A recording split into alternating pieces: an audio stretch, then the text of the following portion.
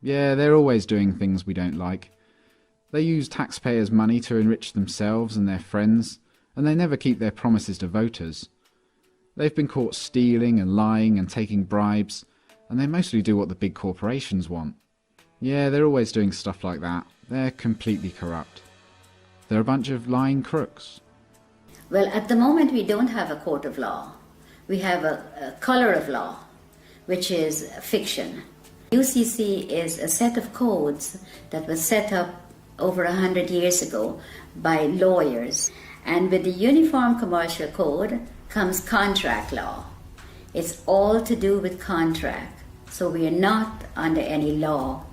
We're just under contract. The UCC is very, very important for people to learn about what's going on with their lives, because we are under contract law, no other law.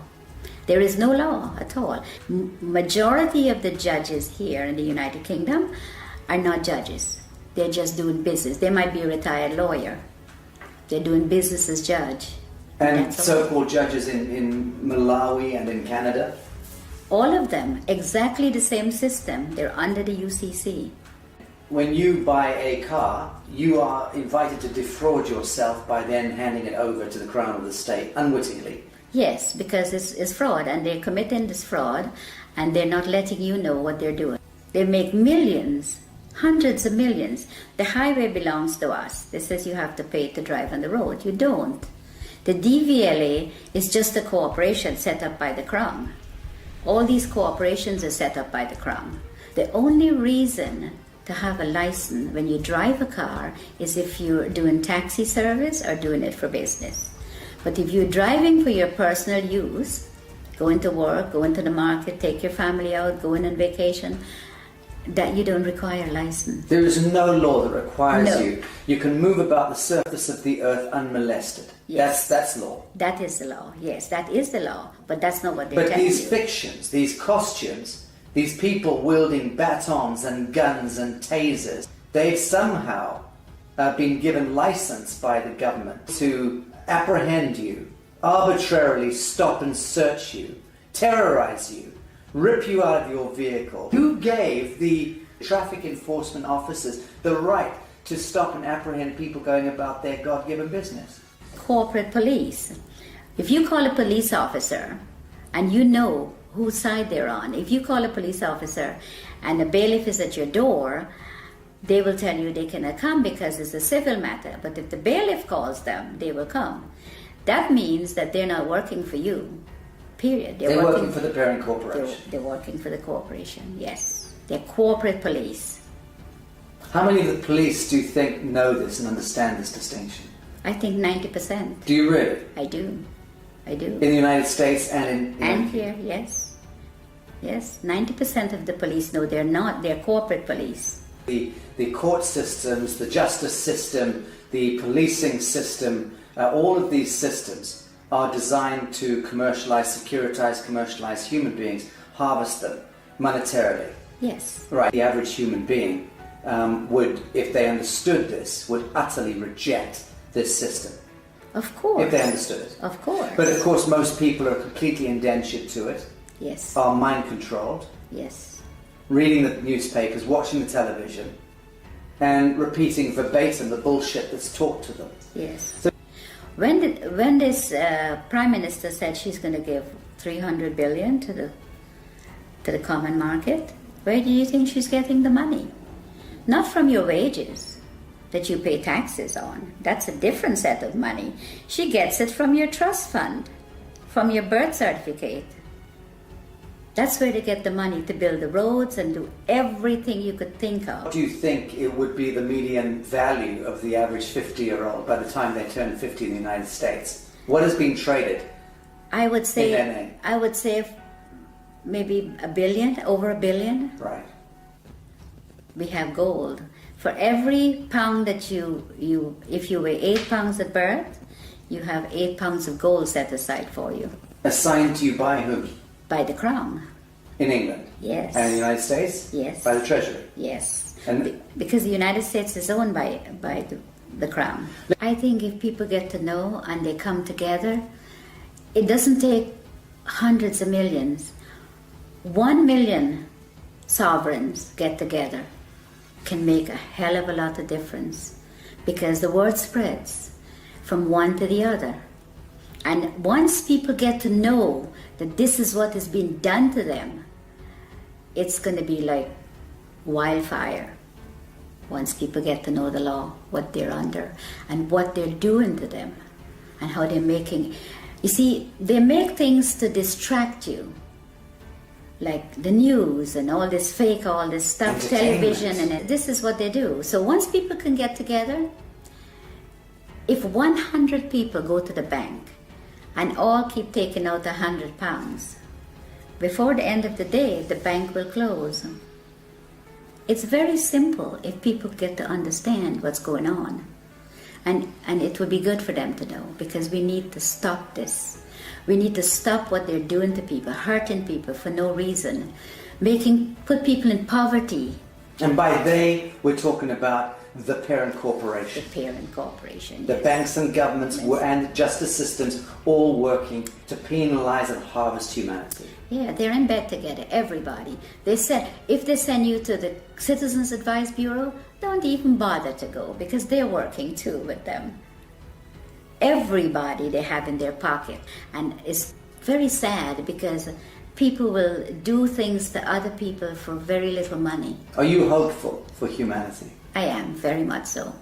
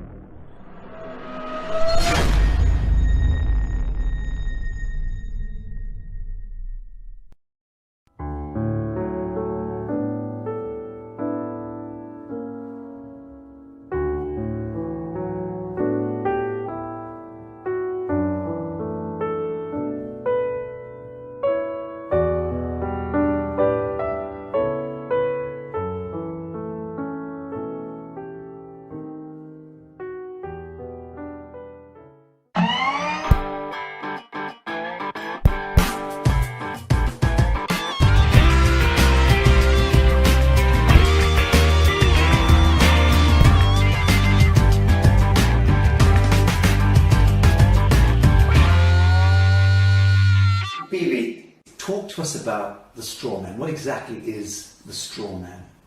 The Strawman is your name written in block letters. Very simple. It was done at birth. What the government did, or the corporations now, not government, what they did is they took your birth certificate and made a second birth certificate with a trust, a Sisti QV trust. They made it in all block letters.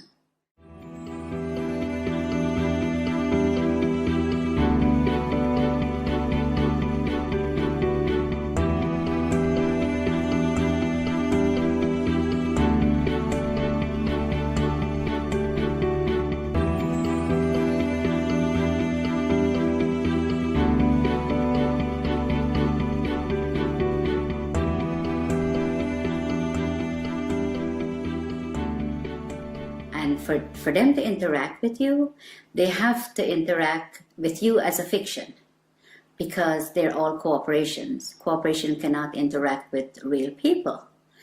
So they made a straw man. They call it the straw man because it has no soul and is spiritually dead. So let's break this down. You're born in the hospital room. A certificate of live birth is issued. What happens is that she has to register the child's birth. She has to go to the registration office and register. If she does not register, she will be taken to court, according to what the law is saying. They take the birth certificate that she registered as an informant then that she has the child, and they made a duplicate in all block letters. She didn't, they did. So they've turned the living child now into a trust, fiction. into a fiction. Trust, yes. Which has a certain value allocated to it. Value, yes. Millions of dollars or pounds. And that trust, let's call it a bond, It is. because that effectively becomes traded thereafter. Yes, it becomes warehouse bond for money.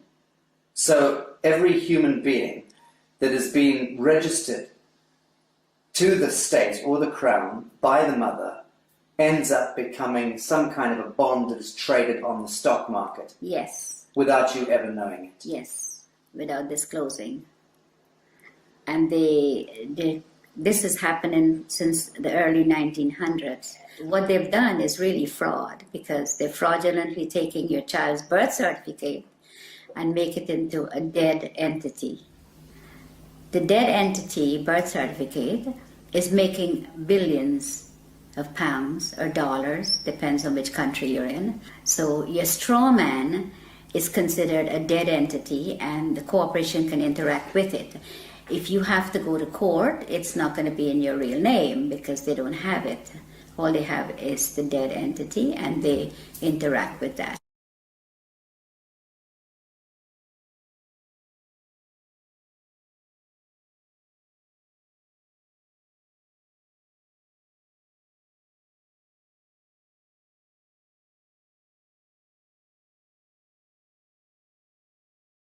So who is reaping the rewards of the value of your bond as it's being traded? I would say the Federal Reserve, which belongs to the royal family, and the HMRC, IRS, these are the people where your money goes once you are registered. The mother register you, that's where the money goes, to them. Okay, let's talk about the difference between your signature and your autograph. Okay, a signature is under the UCC, which is the fiction, the straw man. Your autograph is the real person. So if you go up to a movie star and says, "Can I have your autograph?" You never say, "Can I have your signature?" It's always autograph because you have flesh and blood. Signature is what you're signing every time they can go into your account and take money. And every time you do sign a piece of paper, you can bet that that signature of yours is being monetized, securitized. It is. By the banks, by everybody that you, wherever you sign, credit cards, everything that you sign, they're getting funds off your trust fund from that birth certificate. Okay, so fees and all sorts of things, and invisible costs are being discharged against your birth bond in that sense? Yes. Without you ever knowing about it? Without you ever knowing about it, yes. It was never disclosed to you. All this stuff was done without disclosing, and it's deception, it's fraud, and it's happening every day to everyone that's outside the inner circle. Okay, let's talk about the court system, because invariably your signatures lead you into a courtroom at some point, you know, whether it's for, and under the aegis of the court system, whether it's a marriage, a birth, a death, a registration of land, whatever. So we understand a little about the distinction between the signature and the autograph. What exactly is a court of law? Well, at the moment we don't have a court of law. We have a color of law, which is fiction. So when you go into a court system here or America, you walk into a system where there is no law. So it is lawless. So when you go in there and you speak to somebody doing business as a judge, there is no judge. You could ask the judge to see his oath. He doesn't have one. He's a cashier. Yeah, he's a banker. A banker. Yes. So when you sign any papers in the court, that's when he gets paid out of your 60 QV trust on your birth certificate. That's where he gets the money. If you go into the court, you still lose because it is not a court of law for you. In a situation like that, when should you use your signature and sign something, and when shouldn't you? There is a special way of, under the UCC, we go back to that, there's a special way of signing without responsibility for your signature. So that if you sign in the special way according to the UCC, you're not responsible for anything that's on the paper. Okay. Now, for the layman, describe UCC. What are we talking about? Okay. What is the UCC? The UCC is a set of codes that was set up over 100 years ago by lawyers. And with the Uniform Commercial Code comes contract law. It's all to do with contract. So we are not under any law. We're just under contract. Someone could call you up and says, "Oh, would you like to contract with me to get TV license or to get something that you need, and you contract. Telephone, everything is contract, everything. And under the UCC, you do not have to sign a stamp signature or a typed up signature is considered sign under the UCC. So when you get a letter in the mail and it has no signature, or you just have a stamp signature, then it is considered sign. The UCC is very, very important for people to learn about what's going on with their lives, because we are under contract law, no other law. There is no law at all. In America, the court system is operated under military. When you walk into a courtroom, I don't care which courtroom, if it's a higher court or a lower court, they're under the military. Now you walk in there and you're not a military member, and you're not told that you've been tried under the military. If you mention the Constitution, the judge says it does not apply in my courtroom. But you don't know what he's saying, because you don't know what they're doing to you when you're there. And all of that language is designed to confuse the hell out of you. Yes, it's designed under the UCC, and they know. They know what they're doing, and they know how to manipulate you. So you're saying all judges are very schooled and versed in UCC? Yes. They're taken to special training schools in order to learn this? Yeah, the president appoints all the federal judges in America. And they go to Scottsdale, Arizona and Reno, Nevada to train how to apply this fraud contract in the courtroom. And in the United Kingdom? The United Kingdom, majority of the judges here in the United Kingdom are not judges. They're just doing business. They might be a retired lawyer. They're doing business as judge. And so-called judges in Malawi and in Canada? All of them, exactly the same system. They're under the UCC. Okay, I want to talk about some mundane issues. Who owns your car? The DVLA in England. In the United Kingdom? Yes. Department of Vehicle Licensing right. Agency. Okay. Yes. Well, the DVLA owns the car. It tells you on your registration, you are not the owner. You are just the registered keeper. Now, if you look up registered keeper, it says a person who is responsible for taking care of the vehicle, pay the taxes, pay the license, pay the insurance, and take care of it. But the DVLA could take it from you anytime they feel like. Crush it. They could clamp it. Because once you've registered it, you've handed it over to the Crown of the state. That's right, yes. It's no longer yours. It's not yours, never. So again, when you buy a car, you are invited to defraud yourself by then handing it over to the Crown of the state, unwittingly. Yes, because it's fraud, and they're committing this fraud, and they're not letting you know what they're doing. They make millions, hundreds of millions. The highway belongs to us. They says you have to pay to drive on the road. You don't. The DVLA is just a corporation set up by the Crown. All these corporations are set up by the Crown. The HMRC, the DVLA, they all do the same thing. So if you look carefully at your registration, it tells you right there. And in the United States of America, it's not the DVLA. What's the equivalent? It's the Department of Motor Vehicles. And again, they invite you to register the vehicle to them. Yes. They become the owner. They become the owner. The only reason to have a license when you drive a car is if you're doing taxi service or doing it for business. But if you're driving for your personal use, going to work, going to the market, take your family out, going on vacation, that you don't require a license. There is no law that requires No. you. You can move about the surface of the earth unmolested. Yes. That's law. That is the law. Yes, that is the law. But that's not what they tell But these you. fictions, these costumes, these people wielding batons and guns and tasers, they've somehow been given license by the government to apprehend you, arbitrarily stop and search you, terrorize you, rip you out of your vehicle. Who gave the traffic enforcement officers the right to stop and apprehend people going about their God-given business? The corporations that they're under. The police are not constables. And the Queen took an oath to represent the sovereign people, which she's not doing. She's now a corporation herself. So the police is under corporate. They're not constables. Constables are the people who that beats the street and get to know your neighborhood and speak to the people. Keeps the peace. Keeps the peace, yes. But they're not constables. They're corporate police. If you call a police officer and you know whose side they're on, if you call a police officer and a bailiff is at your door, they will tell you they cannot come because it's a civil matter. But if the bailiff calls them, they will come. That means that they're not working for you, period. They're working for the parent corporation. They're working for the corporation, yes. They're corporate police.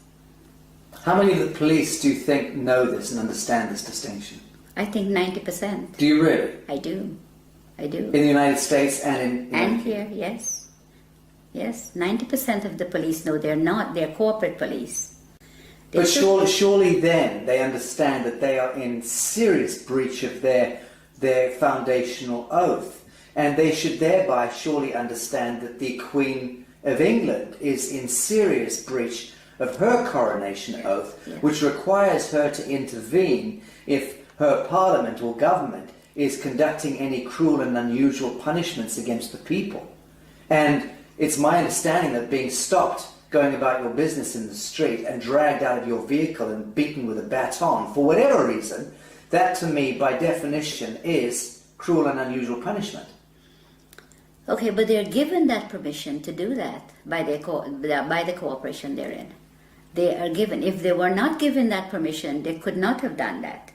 They could not drag you out of your car or molest you or take you to the station for no reason. But it's not a law that gives them the right. It's a statute. It's a technocratic words on paper, statutes that have allowed them contractually to go ahead and beat the citizenry, right? Okay, yes. But it's not lawful. No, it's not. It's entirely not. unlawful. It's legal and it's fraudulent activities, and they're being backed up by their corporate headquarters. So you cannot win because there's always somebody there to protect them, and they know that. So let's drill down into this. A policeman is there and should be able to respond to a living soul doing injury against another living soul. If they witness that, they have every right to intervene. In the same way that you and I can conduct a citizen's arrest. If we see that somebody's being harmed, we should step in and try to intervene. But that's really as far as it goes.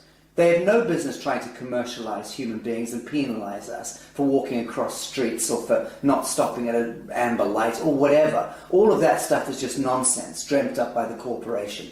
It is. Right. Yes, it is. It's all fraud. Everything they do. And that's why they're giving the opportunity to do this to the sovereign people. Because the sovereign people are ignorant of the Uniform Commercial Code and contract law and how these people operate. They go into the court and they do the same thing. You tell them, don't go. Even if you don't go into the court, they still fine you for the same thing as if you go into the court. But if you go into the court and the police takes you there, then you never win unless you know the law. And they know that you do not know the contract law and that you're under contract and you're walking into a trap. You go in there and the police or whoever is going in there with you, it's always they're the ones who win. You never win. Let's, for instance, say you're driving down the street, you have not hurt anyone, and you got stopped by the police. And the police breathalyze you and says, I have to take you in or I have to fine you. Or both of those. Who did you hurt? Who did you hurt? Who are you going to be paying this money to? You didn't hurt anyone. There's no victim. There's no victim. You have to be a victim under the common law. For there to be a crime. For there to be a crime. It's as simple as that. It is as simple as that, because to give you a ticket or to book you and take you to the station, who did you hurt? There is no one that you have hurt. That's just a commercial penalty. It is a commercial penalty. Okay, so we're getting the picture here that the court systems, the justice system, the policing system, all of these systems are designed to commercialize human beings, harvest them monetarily. Yes. Right. Yes. Very, very little of that expenditure, that energy goes towards keeping the peace. Oh, none of it goes towards keeping the peace. They don't keep the peace. All they do is they create the problem and then they find a solution. And then sell you that solution. Yes. and then penalize you if you don't accept the solution. That's right. Right, sounds like a very rigged casino to me, rotten to the core. It is. And it seems to me that the average human being would, if they understood this, would utterly reject this system. Of course. If they understood it. Of course. But of course most people are completely indentured to it, Yes. are mind controlled, Yes. reading the newspapers, watching the television, and repeating verbatim the bullshit that's taught to them. Yes. So the truth is, it seems to me that human beings are not predisposed toward hurting one another. We don't enjoy going to war. No. We don't enjoy No. hurting each other. Yes. In the main, most people get along and just want to get along. Of course. But the systems conspire Yes. with a model of scarcity economics and drive war and disease and poverty. Of course. That's the only way they can make money. When this Prime Minister said she's going to give 300 billion to the common market, where do you think she's getting the money? Not from your wages that you pay taxes on. That's a different set of money. She gets it from your trust fund, from your birth certificate. That's where they get the money to build the roads and do everything you could think of. So they're discharging billions and billions and billions of dollars against our birth bonds without Yes. ever disclosing that to us, Of course. without there ever being an audit or any accounting for it. Of course, because nobody's asking. Right. And even if you do ask, they give you a hard time to tell you about it.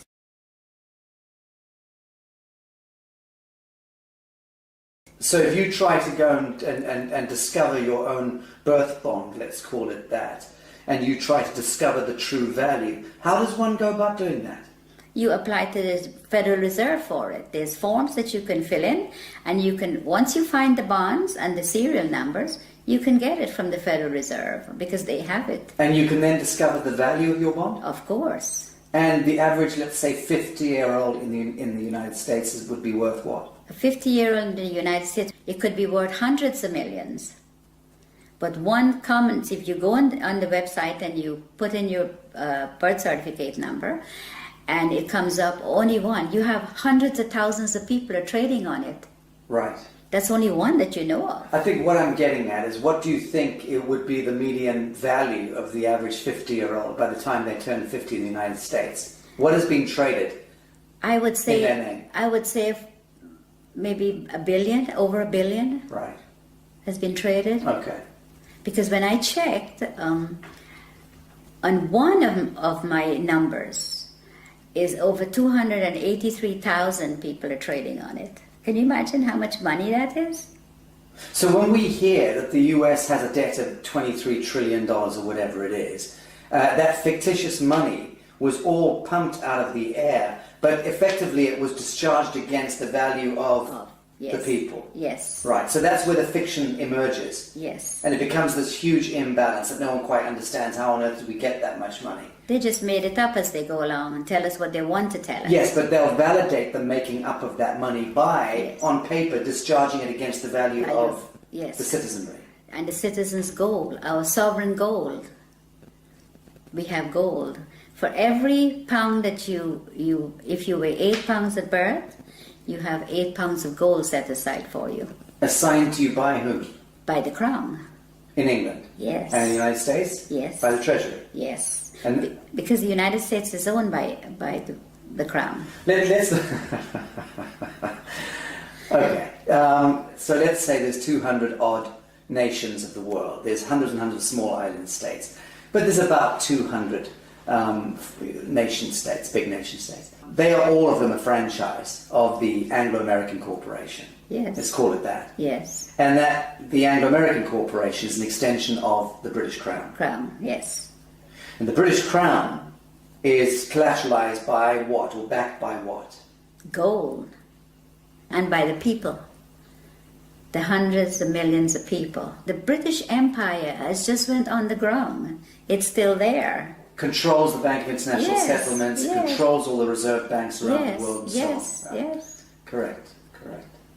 So at what point do you believe the world sees through this grotesque fiction and then addresses the source code and then writes it? I think if people get to know what the UCC and the contract law does, and your strawman is your main problem. Once you can control your strawman, and it is yours and not theirs anymore, then you're in the right path. This is beautiful what you just said. You're talking about reclaiming the fiction that was established, the false light. Yes. Reclaiming the false light that was established in your name, given your identity, so to speak, at birth, without your knowledge. You're talking about us needing to reclaim that false light and step into ourselves, our true selves, as a people of the world, in order to reclaim reality from the fiction. Yes. That's powerful. Yes, it is. And that's what I think everyone needs to do. All the sovereign people that's in poverty and whatever they put us in, that's what we need to do. We need to reclaim that, what they are making money on. That is ours. Then you wouldn't have wars, you wouldn't have people fighting for money, you wouldn't have poor people. Everybody will be okay. Everybody. But they do not want you to. If you do that, that will break down their system, and they do not want that. So once you know, you need to get into it, and you need to start reclaiming your straw man. It is yours. Now, Bibi, you learnt all of this the hard way. You were sitting in your office in the United States running a very successful real estate business a number of years ago. Very successful, selling 20 to 30 properties every month. Yes. You had a lot of your own properties, you were living there with your family. Yes. Life was good. Yes. And into your office walked a corrupt policeman and an IRS agent. Yes. And these gentlemen effectively put you on the spot, told you that there was one of your clients that you were selling a house to was a drug dealer. Yes. And which you had no idea. Yes. How would you know? And they effectively then tried to pin this a crime onto you by suggesting that you were effectively receiving laundered funds. Yes. And out of the blue, your life turned into some grotesque horror story. Yes. You were dragged into court, and the next thing, you were put in prison for 8 years. Yes. Your life destroyed. Yes. And that was where you learnt law. Tell us about this. Well, when I went to trial, and I thought, well, how could they do this? I have shown for 10 years my bank statements, so they see that I had no money was laundered by me. The gentleman I sold the property to brought $5,000 of his own money, and he got a loan from the bank for the difference. And the bank loan officer testified at my trial, but I ended up in prison. And I wondered how they did it. I thought, well, there has to be something that I've missed. I saw in the courtroom what was displayed, it was all acting. Like everybody, like we were in a theater, and they were acting, and I was a victim. Role playing. Yes, the lawyers, the prosecutor, they were all. My lawyer guaranteed my freedom, and I got sentenced to 8 years. Now, when I got locked up, my main aim was to find out how I end up there. Without doing, and I had over $1 million of real estate paid for, money in the bank. My children finished university. We were in a very comfortable, very hard-working family, very comfortable position. And I thought, no, it has to be something wrong, something they did that I couldn't see. And for every single day, for 7 years, I learned every single day. Christmas, birthdays, every day. You studied. I studied. You studied law. Yes. And you understand that you came to understand the highest expression of law, this UCC law. Yes. And what they're doing and how they could get you in there and how they could lie, how they commit fraud. And they all thought they were all laughing when I was found guilty, like, well, they get paid, you see. I didn't know, lots of money. I didn't know at the time. And these people, I was in the prison, and there were hundreds of women that were there that was in the same position as I was. They were tricked into the system. Yes, they didn't do anything. And then once they're in prison, they're having a prison bond issued.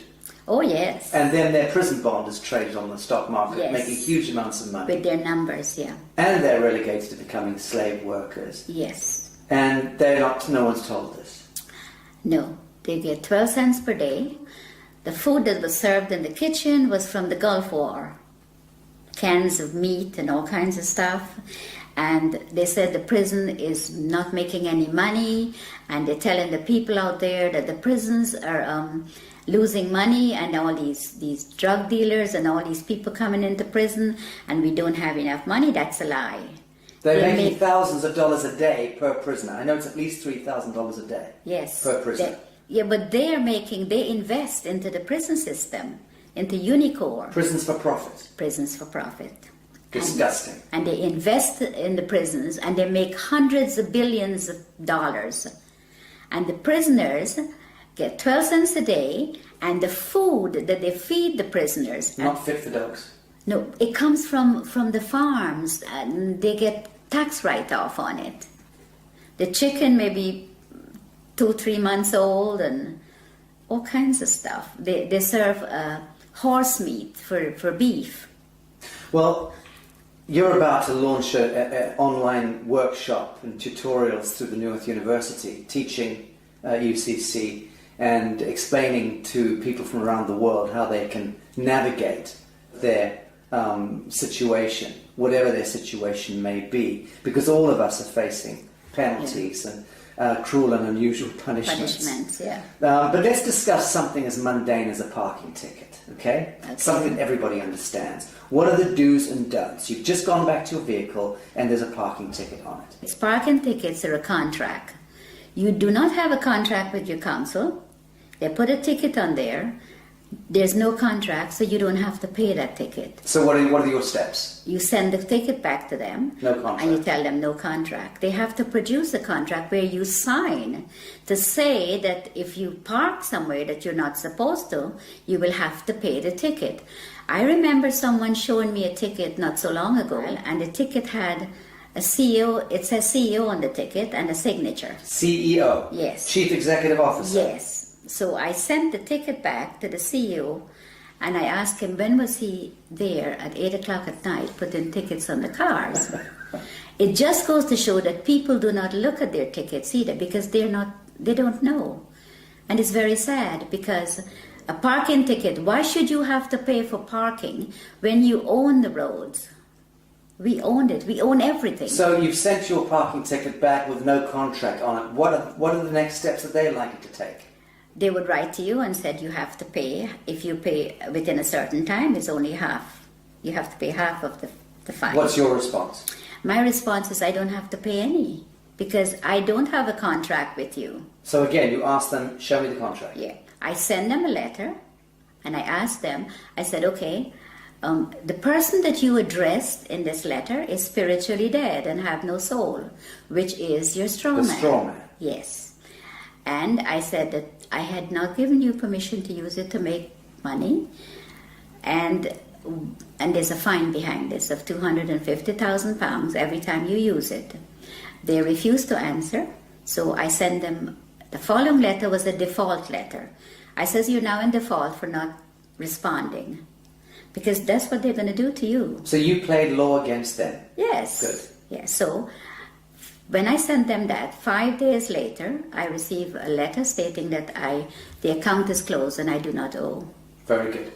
Thank you for that. Well, that's rather straightforward. Let's discuss mortgages, because this is the bane of most people's existence, is needing to secure their home. Everyone has the right to a home in this world. And mortgages, I mean, what's the etymology of mortgage in the first instance? Death grip, isn't it? Yes, it is. It is. Mortgage means death grip in French. Well, the mortgage is what they do is just a front.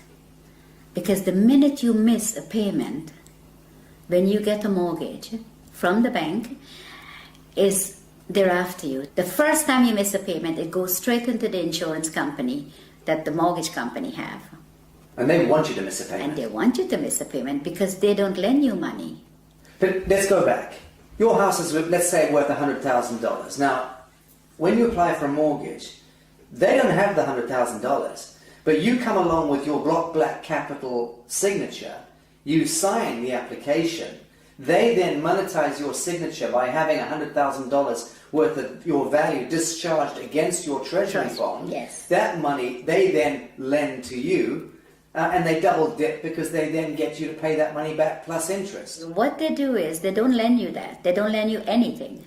You fill up your papers and you sign. The signature is what they want. Then they tell you, okay, you have to be a good boy and you have to be a good credit and you can borrow from me. So they lend you a piece of paper that you sign with very fine writing in the back. That's where the legalese comes in because that's what they do. Then you sign it, signature. They take that and they tell you, okay, the funds will be ready in 2 to 3 days to come back. The following day with the signature, they go into your trust fund and they get paid the $100,000. They never disclose to you that, okay, we got paid, so the house is now yours. No. They come back when you go on the third day, they've already got their money, they say to you, okay, this is the agreement, you pay so much every month, the interest rate, all that you've already signed for. So now they put the $100,000 on the computer screen for you, so you can finish your house closing. Now that $100,000 is just numbers. It is not money, because they all own the banks. So there's no money pass, no cash, just paper. But they have your $100,000 already. If you don't pay, they take the house. They don't want nothing. They want the property because the money is just paper. It has no value. So the property has value, so they take the property.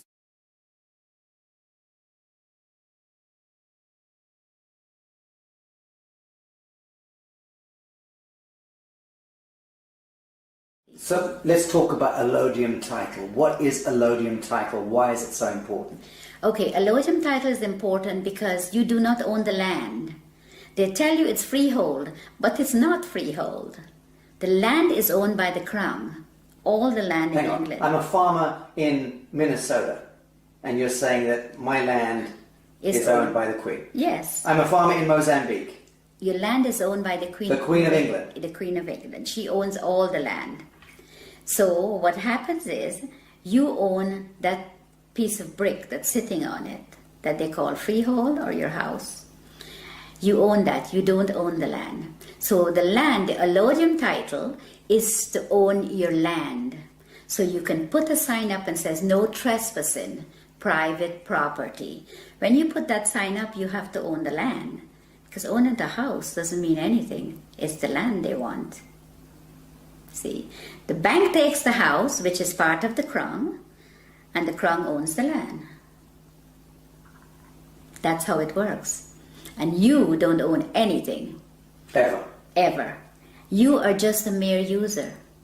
So long as you are acting as your strawman. Now, when we reclaim ourselves from this fiction, and we do it as a people, many of us do it. Yeah. What then do you see? How do you see the dissolution of government, the dissolution of this behemoth, this Molochite monster that has taken over our lives, indentured us into bonded slavery all around the world, 7 billion souls, owned and controlled, indentured to a couple of hundred National Reserve banks themselves, indentured into the Bank of International Settlements, that controlled through the US Treasury, the Federal Reserve, the IFC, the IMF, the World Bank, and so on, back to the Crown of England, and behind that, the Vatican.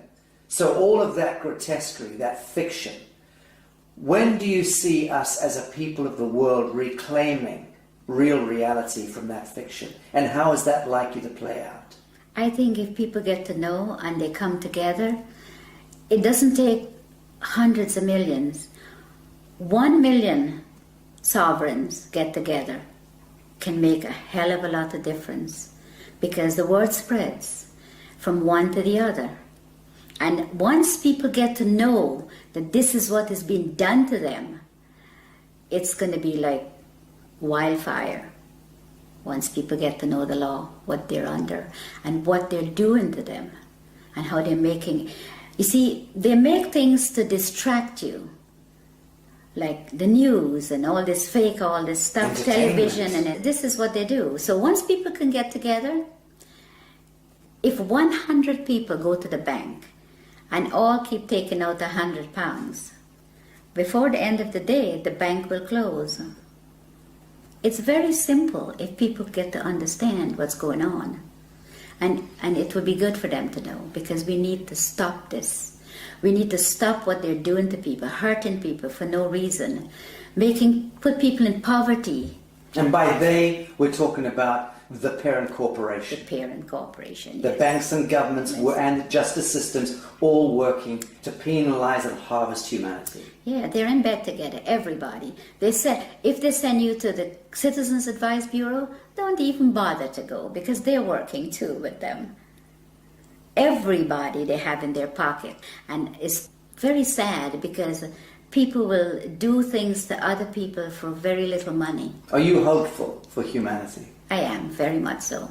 Bibi Bacchus, thank you. I do love you, I do love you.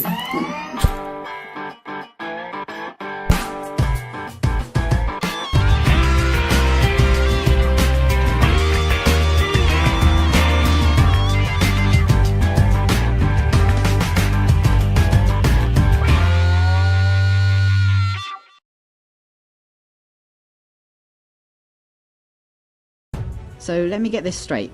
A long time ago, a small bunch of regular humans had a meeting and created a document called a constitution that said that they can rob everyone else, millions of people, using threats of violence to make everyone obey their rules and commands.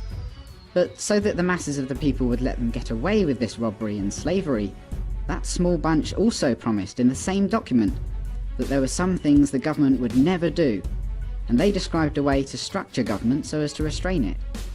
But over time, the promises have proven to be worthless, the restraints have proven to be useless, and government has grown significantly in size, power and scope, violating more and more of the rights of the people. It sounds to me as if the Constitution was written to constrain government. Then it's been a complete failure.